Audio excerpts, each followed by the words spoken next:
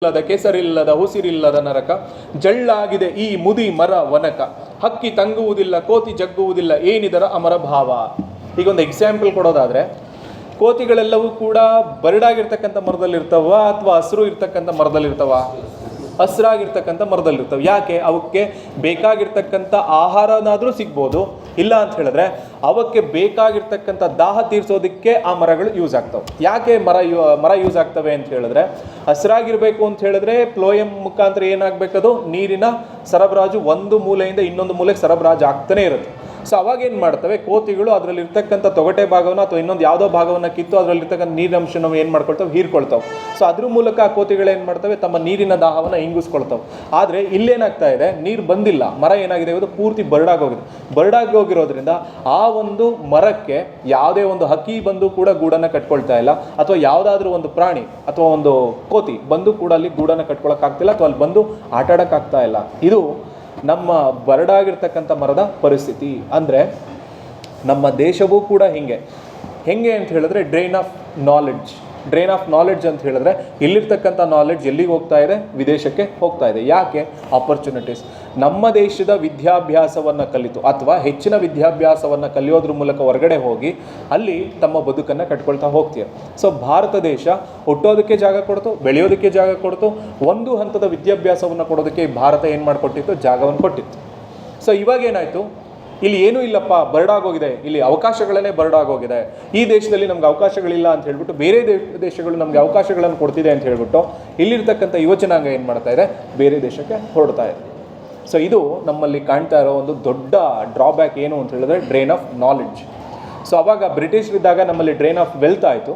So ಇವಾಗ ಏನಾಯಿತು? Drain of knowledge ಆಗ್ತಾಯಿತ್ತು. ಸೊ ಅಂದರೆ ಎಲ್ಲವನ್ನ ಬಳಸ್ಕೊಂಡ್ರು. ಅಂದರೆ ಈಗ ದೇಶ ಎಲ್ಲವನ್ನ ಕೊಡ್ತಿದೆ, ಅಂದರೆ ಕೊಡೋದು ಇನ್ ದ ಸೆನ್ಸ್ ನಾವೇ ಪಡ್ಕೊಂಡ್ವಿ. ಎಲ್ಲ ಪಡ್ಕೊಂಡ್ಮೇಲೆ ಅದರಿಂದ ಏನೂ ಸಿಗಲ್ಲ ಅಂತ ಹೇಳಿದ್ಮೇಲೆ ಬಿಟ್ಟು ಹೋಗೋಕ್ಕಾಗತ್ತಾ?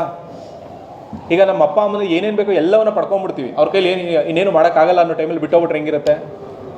ಅರ್ಥ ಆಗ್ತಿದೆಯಾ? ಅದು ಈಗ ಅಪ್ಪ ಅಮ್ಮ ಅಂದರೆ ನಾವು ದೇಶವನ್ನು ಕನ್ವರ್ಟ್ ಮಾಡಿ ನೋಡ್ತೀವಿ. ಅಂದರೆ ಈಗ ದೇವರು ಅಂತ ಹೇಳಿದ್ರೆ ತಾಯಿ ಮತ್ತು ತಂದೆ ಇಬ್ಬರನ್ನ ದೇವರು ಅಂತ ಹೇಳಿಕ್ರಿ ಅಲ್ವಾ? ಹಾಗೆ ದೇಶವನ್ನು ಕೂಡ ನಾವು ಯಾರಿಗೆ ಕಂಪೇರ್ ಮಾಡಬೇಕು? ಅಪ್ಪ ಅಮ್ಮನಿಗೆ ಕಂಪೇರ್ ಮಾಡಬೇಕು. ಸೊ ಅಪ್ಪ ಅಮ್ಮ ನಮಗೆ ಎಲ್ಲಿವರೆಗೂ ಡಿಪೆಂಡ್ ಆಗಿರ್ತೀವಿ ಅಪ್ಪ ಅಮ್ಮನ ಮೇಲೆ, ನಾವು ಸ್ವಂತವಾಗಿ ದುಡಿಯೋವರೆಗೂ ಅಪ್ಪ ಅಮ್ಮನ ಮೇಲೆ ಡಿಪೆಂಡ್ ಆಗಿರ್ತೀವಿ. ಆ ಡಿಪೆಂಡೆನ್ಸಿ ಕಳೆದ ಮೇಲೆ ಸ್ವಂತವಾಗಿ ನಾವು ಯೋಚನೆ ಮಾಡ್ತೀವಲ್ವಾ, ಅವಾಗ ಅಪ್ಪ ಅಮ್ಮನ ಅವಶ್ಯಕತೆ ಇಲ್ಲ. ಹಾಗೆ ಇಲ್ಲಿ ದೇಶದಲ್ಲೂ ಕೂಡ ಆಗ್ತಾ ಇರೋದು. ನಮಗೊಂದು ಅಂತ ಬಂದಿದ ತಕ್ಷಣ ನಮ್ಗೆ ಇಲ್ಲೇನು ಸಿಗ್ತಾ ಇಲ್ಲ, ಅದಕ್ಕೆ ನಾವು ಬೇರೆ ಕಡೆ ಹೋಗ್ಬಿಡೋದು. ಸೊ ಇದರಿಂದ ದೇಶ ಏನಾಗುತ್ತೆ? ಉದ್ಧಾರ ಆಗುತ್ತಾ? ಬೇರೆ ದೇಶಗಳು ಉದ್ಧಾರ ಆಗ್ತವೆ. ಆಸ್ಟ್ರೇಲಿಯಾ ಮತ್ತು ಅಮೇರಿಕಾ ಇವತ್ತು ಏನಕ್ಕೆ ತುಂಬ ದೊಡ್ಡದಾಗಿ ವೈಬ್ರೆಂಟಾಗಿ ಬೆಳೀತಾ ಇದೆ ಅಂತ ಹೇಳಿದ್ರೆ ಬಿಕಾಸ್ ಆಫ್ ಮೈಗ್ರೇಷನ್ ಅಂತ ಹೇಳಿದ್ರೆ ಡ್ರೈನ್ ಆಫ್ ನಾಲೆಡ್ಜ್ ಬೇರೆ ಬೇರೆ ದೇಶಗಳಿಂದ. ಅರ್ಥ ಆಗ್ತಿದೆಯಾ? ಅದಕ್ಕೆ ಯಾವಾಗಲೂ ಕೂಡ ಅವ್ರು ಏನು ಮಾಡ್ತಾರೆ,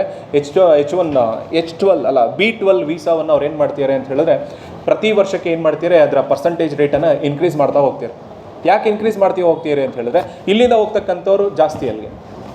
ಸೊ ಜಾಸ್ತಿ ಆಗ್ತಾರೆ ಅಂತ ಹೇಳಿದ್ರೆ ಸ್ವಲ್ಪ ಲಿಮಿಟ್ ಮಾಡಬೇಕಲ್ವಾ, ಅವಾಗ ಏನು ಮಾಡ್ತಾರೆ, ರೇಟ್ ಜಾಸ್ತಿ ಮಾಡ್ತಾರೆ. ಅರ್ಥ ಆಗ್ತಿದೆಯಾ? ನೀವು ಪ್ರೊಫೆಷ್ನಲಿ ಸ್ವಲ್ಪ ಗ್ರಿಪ್ ಇತ್ತು ನಿಮಗೆ ಅಂತ ಹೇಳಿದ್ರೆ ಆರಾಮಾಗಿ ನೀವು ಫಾರಿನ್ ಕಂಟ್ರೀಸಲ್ಲಿ ಏನು ಮಾಡ್ಕೋಬೋದು ಅಂತ ಹೇಳಿದ್ರೆ ಜಾಬನ್ನು ಅಥವಾ ಜಾಬ್ ಆಪರ್ಚುನಿಟಿಯನ್ನು ಪಡ್ಕೋಬೋದು. ಯಾವುದರಲ್ಲಿ? ಪ್ರೊಫೆಷನ್ ಇನ್ ದ ಸೆನ್ಸ್ ನಿಮ್ಮ ಕಾಮರ್ಸಲ್ಲೇ ನೀವು ಪ್ರೊಫೆಷ್ನಲ್ ಆಗ್ಬೋದು. ಅದ್ರ ಮೂಲಕ ನೀವು ವಿದೇಶದಲ್ಲಿ ಹೋಗಿ ಏನು ಮಾಡ್ಬೋದು, ಕೆಲಸವನ್ನು ಗ್ಯಾದರ್ ಮಾಡ್ಬೋದು. ಸೊ ಗ್ಯಾದರ್ ಮಾಡೋದ್ರ ಮೂಲಕ ಏನು ಒಂದು ಡಿಫ್ರೆನ್ಸ್ ಅಂತ ಹೇಳಿದ್ರೆ, ಭಾರತದಲ್ಲಿರ್ತಕ್ಕಂಥ ಲೈಫ್ ಸ್ಟೈಲ್ಗೂ ಬೇರೆ ದೇಶದಲ್ಲಿರ್ತಕ್ಕಂಥ ಲೈಫ್ ಸ್ಟೈಲ್ಗೂ ಭಾರಿ ವ್ಯತ್ಯಾಸ ಇದೆ. ಅಲ್ಲಿ ನೀವು ದುಡಿಮೆಯನ್ನು ಮಾಡಿ ಭಾರತಕ್ಕೆ ಬಂದರೆ ಅದರ ಲೈಫ್ ಸ್ಟೈಲ್ ಚೇಂಜ್, ಅಂದರೆ ಮನಿ ವ್ಯಾಲ್ಯೂ ಏನಾಗಿದೆ, ಚೇಂಜಸ್ ಇರುತ್ತೆ. ಇಲ್ಲಿ ₹1, ಅಲ್ಲಿ ₹80. ಅದೇ ₹80 ಇಲ್ಲಿ ತೊಗೊಬರ್ಬೋದಲ್ಲ, ಅಲ್ಲಿ $1 ತೊಗೊಂಡು ಅದೇ $1 ಇಲ್ಲಿ ಇಟ್ಕೊಂಡ್ರೆ ₹84 ನಮಗೇನಾಗುತ್ತೆ, ದುಡ್ಡು ಸಿಕ್ತಂಗತ್ತೆ. ಅಲ್ಲಿ 8 ಟೀ ಕುಡಿಬೋದು. ₹10 ಒಂದು ಟೀ ಅನ್ನಂಗೆ ಏನು ಕುಡಿಬೋದು, 8 ಟೀ ಕುಡಿಬೋದು. ಅದೇ ₹80 ಇಟ್ಕೊಂಡ್ರೆ ಅಲ್ಲಿ ಹೋದರೆ ಒಂದು ಟೀನು ಕುಡಿಯಲ್ಲ ಅಂತ ಹೇಳಿದೆ ಈಗ. ಅರ್ಥ ಆಯ್ತಾ? ಸರಿ, ನೆಕ್ಸ್ಟು. 100 ವಸಂತಗಳ ಹೀರಿ ಕಟ್ಟರೆಯಾಗಿದೆ ಇದರ ಜೀವ, ಹಾವಿನ ಸಂಸಾರದ ಪೊಟರೆಯಾಗಿದೆ ಇದರ ದೇಹ, ಯಾರಿಗೆ ಬೇಕು ಇದರ ಸ್ನೇಹ, ಬಿರುಗಾಳಿಯಾದರೂ ಬೀಸಿ ಇದು ಬಿದ್ದರೆ ವಾಸಿ. ಅಂದರೆ ಆ ಮುದಿ ಮರ ಇದೆ ಅಥವಾ ಬರಡಾಗಿರ್ತಕ್ಕಂಥ ಮರ 100 ವರ್ಷಗಳಿಂದ ಬಂದಿದೆ. ಕೇಳಿಸ್ಕೊತಿದ್ದೀರಾ? ಆ ಮುದಿ ಮರ ಅಂತಕ್ಕಂಥದ್ದು 100 ವರ್ಷಗಳಿಂದ ಬಂದಿದೆ. ಬಂದು ತನ್ನ ಜೀವವನ್ನು ಕಳ್ಕೊಂಡಿದೆ. ಸೊ ಜೀವವನ್ನು ಕಳ್ಕೊಂಡಿದೆ ಅಂತ ಹೇಳಿದ್ರೆ ಯಾವುದೇ ಪಕ್ಷಿಗಳಾಗಲಿ ಅಥವಾ ಯಾವುದೇ ಕೋತಿಗಳಾಗಲಿ ಅಲ್ಲಿ ಬಂದು ವಾಸ ಮಾಡೋದಿಲ್ಲ. ಸೊ ಅಲ್ಲಿ ಬಂದು ವಾಸ ಮಾಡ್ತಕ್ಕಂಥ ಪ್ರಾಣಿ ಯಾವುದು ಅಂತ ಹೇಳಿದ್ರೆ ಹಾವು ಮಾತ್ರ. ಸೊ ಹಾವು ಬಂದು ಅಲ್ಲಿ ಏನು ಮಾಡುತ್ತೆ, ವಾಸವನ್ನು ಮಾಡುತ್ತೆ. ಹಾವು ಬಂದು ಅಲ್ಲಿ ವಾಸ ಮಾಡ್ತಾ ಇದೆ ಅಂತ ಹೇಳಿದ್ರೆ ಅದು ಏನನ್ನು ತೋರಿಸುತ್ತೆ ಅಂದರೆ ಪಾಳು ಬಿದ್ದಿದೆ ಅಂತ ಅರ್ಥ ಆಗ್ತಿದೆಯಾ? ನೀವು ಹಾವುಗಳು ಎಲ್ಲಿ ವಾಸ ಜಾಸ್ತಿ ಮಾಡ್ತವೆ ಅಂದರೆ ಪಾಳು ಬಿದ್ದಿರ್ತಕ್ಕಂತಹ ಸ್ಥಳಗಳು, ಅಂದರೆ ಸೇಫೆಸ್ಟ್ ಜಾಗ ಅಂತ ಹೇಳ್ಬಿಟ್ಟು ಅವೇನು ಮಾಡ್ತವೆ, ಅಲ್ಲಿ ಹೋಗಿ ತಮ್ಮ ಗೂಡನ್ನು ಕಟ್ಕೊಳ್ತವೆ. ಸೊ ಹಾಗೆ ಇಲ್ಲೊಂದು ಮುದಿಯಾಗಿರ್ತಕ್ಕಂಥ ಮರ ಸತ್ತೋಗಿರ್ತಕ್ಕಂಥ ಮರದಲ್ಲಿ ಏನಾಗ್ತಿದೆ, ಇದು ಹೋಗಿ ಸೇರಿಕೊಂಡಿದೆ. ಅಂದರೆ ನಮಗೆ ಒದಗಬೇಕಾಗಿರ್ತಕ್ಕಂಥ ಸಾಮಾಜಿಕ ಯೋಜನೆಗಳು ನಮಗೆ ದೊರಕಲಿಲ್ಲ ಅಂದರೆ ನಾವು ಕೂಡ ಅಥವಾ ನಮ್ಮ ಪರಿಸ್ಥಿತಿಯು ಕೂಡ ಹೀಗೆ ಆಗತ್ತೆ. ಯಾವ ಬಣ್ಣ ಬಂತಂತೆ ಚೆಲುವಿನ ಕಣ್ಣಿಗೆ, ಕವಿತೆಯ ತುಟಿಯಲ್ಲಿ ಉರಿಯುವುದೇನು ಸಣ್ಣಗೆ, ಹಳೆಯ ಪುಸ್ತಕದಲ್ಲಿ ಹಿಂದೆಯೇ ಬರೆದಿದೆ ತುಂಬಿದ ಕೊಡ ತುಳುಕುವುದಿಲ್ಲ. ಸೊ ಇಲ್ಲಿವರೆಗೂ ಕೂಡ ಕಣ್ಣಿಗೆ ಯಾವ ಥರ ಕಾಣ್ತಾ ಇದೆ ಅಂತ ಹೇಳಿದ್ರೆ ಮಳೆ ಬಿದ್ದಿಲ್ಲ, ಸೊ ಅದು ರೂಪವನ್ನು ಕಳ್ಕೊಂಡಿದೆ. ಆದರೂ ಕೂಡ ಕಣ್ಣಲ್ಲಿ ನಾವೇನು ಕಾಣ್ತೀವಿ, ಒಂದು ಸುಂದರವಾಗಿರ್ತಕ್ಕಂಥ ಬಣ್ಣವನ್ನೇ ಕಾಣ್ತಾ ಇದ್ದೀವಿ. ಸೊ ಹಾಗೆ ಅದ್ರ ಮೇಲೆ ಏನು ಕಟ್ತೀವಿ, ಕವಿತೆಯನ್ನು ಕೂಡ ಕಟ್ತಾ ಇರ್ತೀವಿ. ತುಂಬ ಸುಂದರವಾಗಿದೆಯಪ್ಪ, ತುಂಬ ಚೆನ್ನಾಗಿದೆಯಪ್ಪ, ಹಾಗಿದೆಯಪ್ಪ, ಹೀಗಿದೆಯಪ್ಪ ಅಂತ ಅಂದ್ಬಿಟ್ಟು ನಾವು ಕವಿತೆಯನ್ನು ಕೂಡ ಕಟ್ತಾ ಇರ್ತೀವಿ. ಅದೇ ಕವಿತೆಯ ಹಿಂಬದಿಯಲ್ಲಿ ಏನು ಬರೆದಿರ್ತಾರೆ ಅಂತ ಹೇಳಿದ್ರೆ, ಏನು ಬರೆದಿರ್ತಾರೆ, ತುಂಬಿದ ಕೊಡ ತುಳುಕುವುದಿಲ್ಲ. ಅರ್ಥ ಆಗ್ತಿದೆಯಾ? ಖಾಲಿ ಬಿಂದಿಗೆನೂ ತುಳುಕಲ್ಲ, ತುಂಬಿರೋ ಬಿಂದಿಗೆನೂ ತುಳುಕಲ್ಲ. ಗಾಳಿ ಬಂದರೆ ಅದು ತುಳುಕತ್ತೆ, ಗಾಳಿ ಬರಲಿಲ್ಲ ಅಂದರೆ ತುಳುಕಲ್ಲ. ಹಾಗೆ ಇರುತ್ತೆ. ಎರಡಕ್ಕೂ ಏನು ಡಿಫ್ರೆನ್ಸು? ಏನು ಡಿಫ್ರೆನ್ಸ್ ಇಲ್ಲ. ಅದು ತುಂಬಿರುತ್ತೆ, ತುಂಬಿಲ್ಲ, ಆದರೂ ಕೂಡ ತುಳುಕಲ್ಲ. ಅರ್ಥ ಆಗ್ತಿದೆಯಾ? ಸೊ ನೆಕ್ಸ್ಟ್ ಪೇರ ಇಲ್ಲಿ ಇದು ಕಾಂಟ್ರಾಡಿಕ್ಟ್ರಿ. ಸಾವಿರ ಬೀದಿಗಳಲ್ಲಿ ನಾಳೆ ನಡೆಯಲಿದೆ ಭಾಗೀರಥಿಯ ಮೆರವಣಿಗೆ, ಬರೀ ಗೊಡಗಳಿಗೆ ಸಮಾಧಾನ ಹೇಳಿದ್ದೆ ನೀರಿಲ್ಲದನಲ್ಲಿ ಮೃದು ಸ್ವರದಲ್ಲಿ, ತುಂಬಿದ ಕೊಡ ತುಳುಕುವುದಿಲ್ಲ. ಬರೀ ಗೊಡವು ತುಳುಕುವುದಿಲ್ಲ, ತುಳುಕಿದರೂ ಚಿಂತೆ ಇಲ್ಲ, ಎಂದಿಗೆ ಬರುವುದು ನೀರು. ಈಗ ಒಂದು 2-3 ವರ್ಷದಿಂದ ಕಟ್ಟಾ ಸುಬ್ರಹ್ಮಣ್ಯ ನಾಯ್ಡುನ ಅಲ್ಲ, ಇನ್ನೊಬ್ಬ ಯಾರೋ ಮುಜರಾಯಿ ಇಲಾಖೆಯಲ್ಲಿ ಒಬ್ಬರು ಮಿನಿಸ್ಟರ್ ಆಗಿದ್ರು. ಅವ್ರಿಗೆ ಒಂದು 3-4 ವರ್ಷದಿಂದ ಒಂದು ಗಂಗಾ ತೀರ್ಥ ಅಂತ ಹೇಳ್ಬಿಟ್ಟು ತಗೊಂಬಂದು ದೇವಸ್ಥಾನದಲ್ಲಿ ಇಟ್ಟಿಸ್ಬಿಟ್ಟು ಮೆರವಣಿಗೆ ಮಾಡಿಸ್ಬಿಟ್ಟು ಅದನ್ನೇನು ಮಾಡೋರು, ಎಲ್ಲರಿಗೂ ಹಂಚಿದ್ರು. ಅರ್ಥ ಮಾಡ್ಕೊಳ್ಳಿ ಹೇಳ್ತಾ ಇರೋದು. ಗಂಗಾ ತೀರ್ಥ ಎಲ್ಲಿಂದ ಬಂದಿದೆ? ಗಂಗೆಯಿಂದ ತೊಗೊಂಬಂದಿರ್ತಕ್ಕಂಥ ನೀರನ್ನು ನಾವೇನು ಮಾಡೋದು, ತೀರ್ಥ ಅಂತ ಹೇಳಿ ಎಲ್ಲ ಕಡೆ ಮೆರವಣಿಗೆ ಮಾಡಿಬಿಟ್ಟು ಎಲ್ಲರಿಗೂ ಹಂಚೋದ್ರ ಜೊತೆಗೆ ಬೇರೆ ಭಾಗದಲ್ಲಿ ನೀರೇ ಇಲ್ಲ. ಅರ್ಥ ಆಗ್ತಿದೆಯಾ?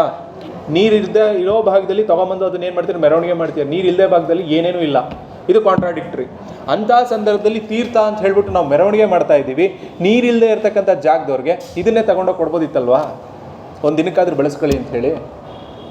ಅರ್ಥ ಆಗ್ತಿದೆಯಾ? ಅಂದರೆ ನಮ್ಮಲ್ಲಿ ಇರೋರಿಗೆ ಎಲ್ಲವೂ ಚೆನ್ನಾಗಿ ಸಿಗ್ತಾ ಇದೆ, ಇಲ್ಲದೆ ಇರೋರಿಗೆ ಏನೂ ಸಿಗ್ತಾ ಇಲ್ಲ.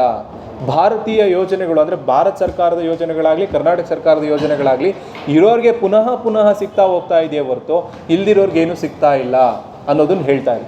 ಸೊ ಅವಾಗಲೂ ನಾವು ಏನು ಅನ್ಕೋಬೇಕು ಅಂತ ಹೇಳಿದ್ರೆ, ತುಂಬಿದ ಕೊಡ ತುಳ್ಕೋದಿಲ್ಲ. ಹೌದಾ? All India rank first Tina Dabi ಹೇಳಿಲ್ಲಲ್ಲ. She belong to SC community, ಅಂದರೆ ದಲಿತ್ ಕಮ್ಯುನಿಟಿ. ಟಾಪರ್ ಅವಳು, ಆಲ್ ಇಂಡಿಯಾ ರ್ಯಾಂಕಿಂಗ್ ಫಸ್ಟು. ಎಷ್ಟು ವರ್ಷ ಅವಳಿಗೆ ಅಂದರೆ 22 ವರ್ಷಕ್ಕೆ ಆಲ್ ಇಂಡಿಯಾ ರ್ಯಾಂಕಿಂಗ್ ಫಸ್ಟ್ ಬರ್ತಾಳೆ. ಯಂಗೆಸ್ಟ್ IAS ಆಫೀಸರ್ ಅವಳು ಏನು ಮಾಡ್ತಾಳೆ, ಪ್ರಿಲಿಮ್ಸಲ್ಲಿ SCನಲ್ಲಿ ಕ್ಲೈಮ್ ಮಾಡ್ತಾಳೆ ಅಂತ ಹೇಳಿದ್ರೆ ಮಾಮೂಲಿ ಸರ್ಟಿಫಿಕೇಟ್ ಎಲ್ಲ ಹಾಕಿರ್ತಾರಲ್ವ. ಸೊ ಅದ್ರ ಮೇಲೆ 83ನೋ 84 ಬಂದಿತ್ತು. ಅದು ಕಟ್ ಆಫ್ ಅವ್ರಿಗೆ SCಗೆ 84 ಐ ಥಿಂಕ್. ಅದ್ರ ಮೇಲೆ 1-2 ಮಾರ್ಕ್ಸ್ ಜಾಸ್ತಿ ಬಂದಿತ್ತು. ಜನರಲ್ಗೆ ಎಷ್ಟಿರುತ್ತೆ ಅಂದರೆ 101, 102 ಇತ್ತು. OBC ಅವ್ರಿಗೆ ಎಷ್ಟಿತ್ತು ಅಂತ ಹೇಳಿದ್ರೆ ಜನರಲ್ಗಿಂತ ಒಂದು 3-4 ಮಾರ್ಕ್ಸ್ ಕಡಿಮೆ ಇರುತ್ತೆ. ಅಲ್ಲಿಂದ ಒಂದು 7ರಿಂದ 8 ಮಾರ್ಕ್ಸ್ ಎಷ್ಟು ಕಡಿಮೆ ಇರುತ್ತೆ, SC ಅವ್ರಿಗೆ ಕಡಿಮೆ ಇರುತ್ತೆ. ST ಅವ್ರಿಗೆ ಅಲ್ಲಿಂದ ಒಂದು 8, OBCಯಿಂದ ಒಂದು 9-10 ಮಾರ್ಕ್ಸ್ ಕಡಿಮೆ ಇರುತ್ತೆ. ಸೊ ಇವಳು SCನಲ್ಲಿ ಬಂದಿದ್ದಕ್ಕೆ ಫಸ್ಟ್ ಅವಳು ಏನಾಗ್ತಾಳೆ, ಪ್ರಿಲಿಮ್ಸಲ್ಲಿ ಕ್ಲಿಯರ್ ಆಗ್ತದೆ. ಅರ್ಥ ಆಗ್ತಿದೆಯಾ? ಅದಾದಮೇಲೆ ಮೇನ್ಸು, ಅದಾದಮೇಲೆ ಇಂಟರ್ವ್ಯೂ, ಅಲ್ಲಿ ಗೆಟನ್ ಆಗಿಬಿಡ್ತಾಳೆ. ಅಕಸ್ಮಾತ್ ಅವಳು SC ಆಗಲಿಲ್ಲ ಅಂತ ಹೇಳಿದರೆ ಫಸ್ಟ್ ಅಟೆಂಪ್ಟಲ್ಲಿ ಕ್ಲಿಯರ್ ಮಾಡೋಕ್ಕಾಗ್ತಾ ಇರಲಿಲ್ಲ. 22 ವರ್ಷಕ್ಕೆ IAS ಆಗೋಕ್ಕಾಗ್ತಿರ್ಲಿಲ್ಲ. ಅಂದರೆ ಅವ್ರ ತಂದೆ ತಾಯಿನೂ ಕೂಡ central government group A officers, ಅಪ್ಪ ಅಮ್ಮ ಇಬ್ಬರು ಕೂಡ. ಆದರೂ ಕೂಡ ಅವ್ರು SCಯನ್ನು ಏನು ಮಾಡ್ತಾರೆ, ಕ್ಲೈಮ್ ಮಾಡ್ತಾರೆ. ಅಂದರೆ ಏನಕ್ಕಿದೆ ಹೇಳಿದೆ ಅಂತ ಹೇಳಿದ್ರೆ, ಯಾರಿಗೆ ರಿಸರ್ವೇಷನ್ ಬೇಕಾಗಿದೆಯೋ ಅವರು ತಗೊಂಡ ಮೇಲೂ ನಾವು ತುಂಬ ಚೆನ್ನಾಗಿದ್ದೀವಿ ಅಂತ ಹೇಳಿದ್ಮೇಲೆ ಆ ರಿಸರ್ವೇಷನನ್ನು ನಾವೇನು ಮಾಡಬೇಕು, ಕ್ಯಾನ್ಸಲ್ ಮಾಡ್ಕೋಬೇಕು. ಬಟ್ ಅದನ್ನೇ ಅವ್ರು ಕ್ಲೈಮ್ ಮಾಡ್ಕೊಳ್ತಾರೆ ಅಂತ ಹೇಳಿದ್ರೆ ಬೇರೆಯವ್ರಿಗೆ ಏನು ಸಿಗುತ್ತೆ? ಅರ್ಥ ಆಗ್ತಿದೆಯಾ ಹೇಳ್ತಾ ಇರೋದು? ಇವಳು ತಗೊಳ್ಳಿಲ್ಲ ಅಂದರೆ ಅದೇ ಒಂದು SC ಕ್ಯಾಟಗರಿಯಿಂದ ಇನ್ನೊಂದು ಯಾವುದೋ ಒಂದು ಮೂಲೆಯಲ್ಲಿರ್ತಕ್ಕಂಥ ಒಂದು ಹುಡುಗನೋ ಬಂದು ಪಾಸ್ ಆಗಿರೋ.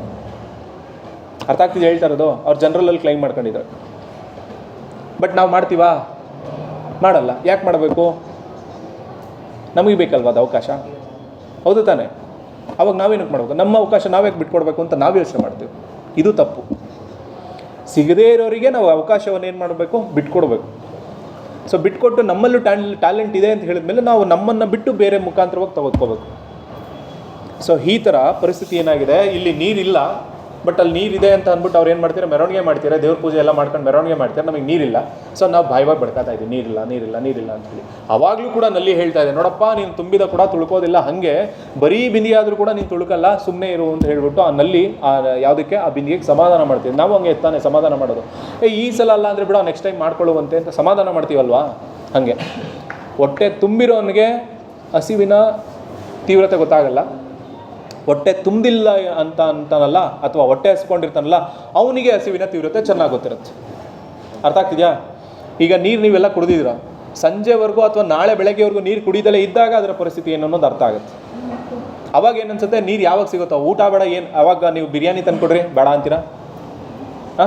ಹೌದಾ? ನಿಮಗೆ ತುಂಬ ಚೆನ್ನಾಗಿರೋ ಫುಡ್ಡನ್ನು ತಂದುಕೊಟ್ರು ಬೇಕು ಅಂತೀರಾ ಬೇಡ ಅಂತೀರಾ? ಫಸ್ಟ್ ನೀರು ಕೊಟ್ಬಿಟ್ರೆ ಸಾಕು, ಆಮೇಲೆ ಅವೆಲ್ಲ. ಅರ್ಥ ಆಗ್ತಿದೆಯಾ?